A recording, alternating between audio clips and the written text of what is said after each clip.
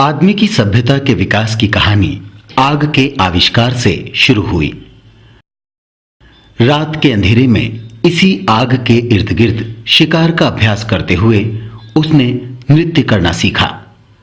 धीरे धीरे नृत्य विकसित होकर अनेक रूपों में पहचाना गया।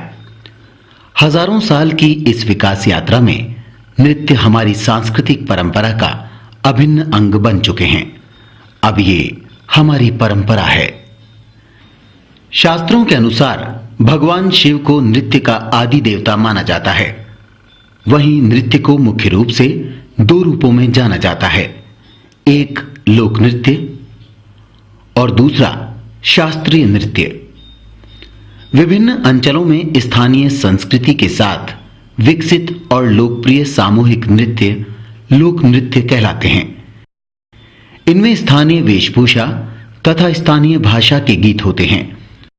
साथ ही सभी लोग इस नृत्य का अभिन्न अंग बनकर इसमें हिस्सा लेते हैं। हमारे देश में शास्त्रीय नृत्यों की भी एक बड़ी परंपरा है, इसीलिए इन्हें मंदिरों का संरक्षण प्राप्त हुआ। लेकिन बाद में राजाओं का आश्रय पाकर राज दरबारों में भी ये कला खूब फली फूली। राजस्थान में कथक काफी लोकप्रिय है और इस शैली में जयपुर घराने की अपनी विशिष्ट पहचान है। कथक का जयपुर घराना वीर रस प्रधान है। इसके साथ ही जयपुर घराने को पद संचालन के लिए भी पहचाना जाता है।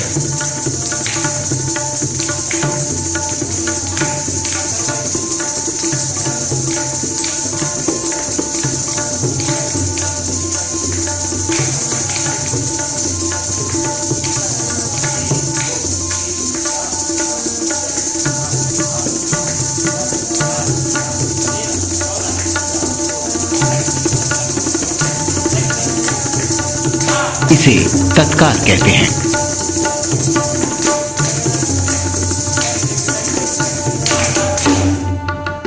कथक नृत्य में तत्कार की लयकारी बहुत विशेष होती है। कथक में पांवों का काम तैयारी से शुरू होता है।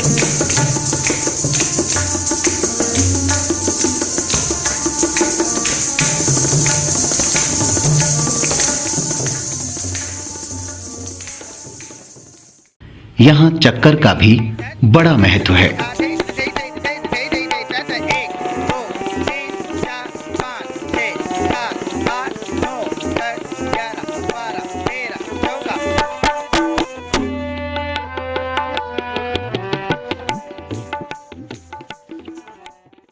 चक्कर इतने नपे तुले कि जहां से शुरू हुए वहीं खत्म होते हैं, न एक कदम आगे न एक कदम पीछे। कथक यानी कथा के रूप में कहा जाने वाला नृत्य। हमारे देश में कथा कहने की पुरानी परंपरा है। कथावाचक पौराणिक कथाओं और काव्यों का वाचन करते थे। धीरे धीरे कथाओं को अधिक रोचक बनाने के लिए और मनोरंजन का पुट देने के लिए कथा के अंशों में नृत्य और अभिनय का इस्तेमाल किया जाने लगा। नृत्य भाव ने कथाओं से अलग होकर अपना स्वतंत्र रूप अपनाया और अनेक रूपों में विकसित हुआ। इन्हीं में से एक रूप है कथक। मंदिर और धार्मिक स्थल कथक के मुख्य केंद्र रहे हैं। कथक की कथाओं में मुख्य रूप से कृष्ण और राधा की लीलाओं को शामिल किया जाता है। उत्तर भारत में मध्ययुगीन कालखंड में नृत्य परंपरा में कथक नृत्य का ही एकाधिकार रहा है। 16वीं शताब्दी से 18वीं शताब्दी तक मुगल सम्राटों ने कथक को राज दरबार में प्रश्रय दिया। लेकिन मुगल साम्राज्य के अंतिम दिनों में संगीत नृत्य सिमटकर राजपूत राजाओं के संरक्षण में आ गया। ये राजस्थान, गुजरात और ग्वालियर के कुछ हिस्सों में केंद्रित हो गया। राजाश्रय मिलने से कथक की प्रस्तुति में भी बड़ा परिवर्तन आया। राजा महाराजाओं को प्रसन्न करने के लिए नृत्य को श्रृंगारिक बना दिया गया। कलाकारों का विषय, विन्यास आदि दरबारी वातावरण से प्रभावित होने लगे। नृत्य का स्तर कुछ हल्का हुआ, लेकिन इस स्थिति में भी अनेक कलाकारों ने कथक को साधना के रूप में संजोया। राजपूताना की विभिन्न रियासतों में अनेक शासकों ने नृत्य संगीत के शास्त्रीय पक्ष को संरक्षण भी दिया। 18वीं शताब्दी में जयपुर नरेश महाराजा राम सिंह ने गुणीजन खाना की स्थापना की और देश के विभिन्न हिस्सों के प्रतिभाशाली कलाकारों को जयपुर आने का आमंत्रण दिया। इस तरह अनेक कथक परिवार उन दिनों जयपुर आकर बस गए। जयपुर घराने में गुरुजन राजाओं के प्रश्रय में रहे, इसीलिए जयपुर घराना वीर रस प्रधान है। इस घराने को अनेक ख्याति प्राप्त कलाकारों ने संवारा है। आज जयपुर घराने का कथक विदेशों में भी बहुत लोकप्रिय है।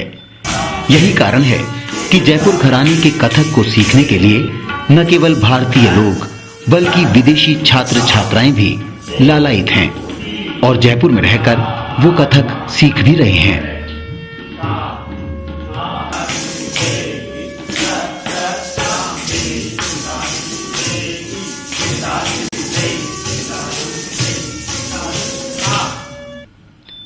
जयपुर घराने के प्रतिनिधि कलाकारों में से एक हैं गिरधारी महाराज।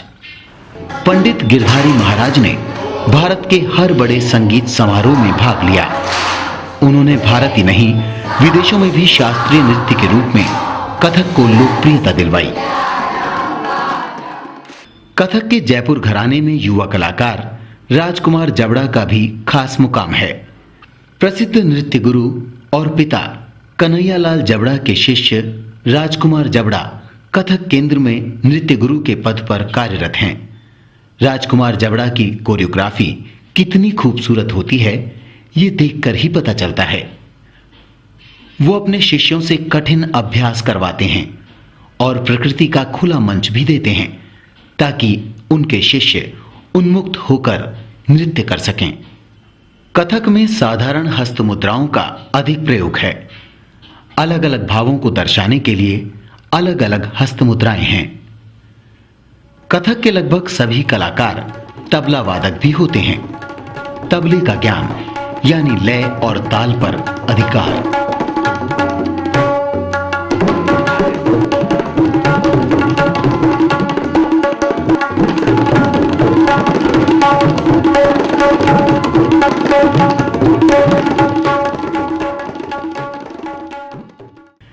कथक की शुरुआत वंदना से होती है।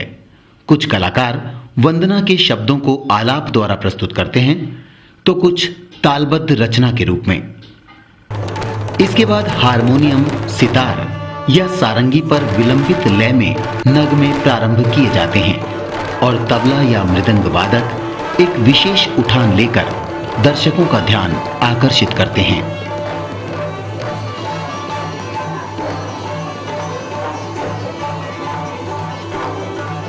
इसके बाद नर्तक छोटे छोटे मुखड़े के रूप में ठाठ करता है।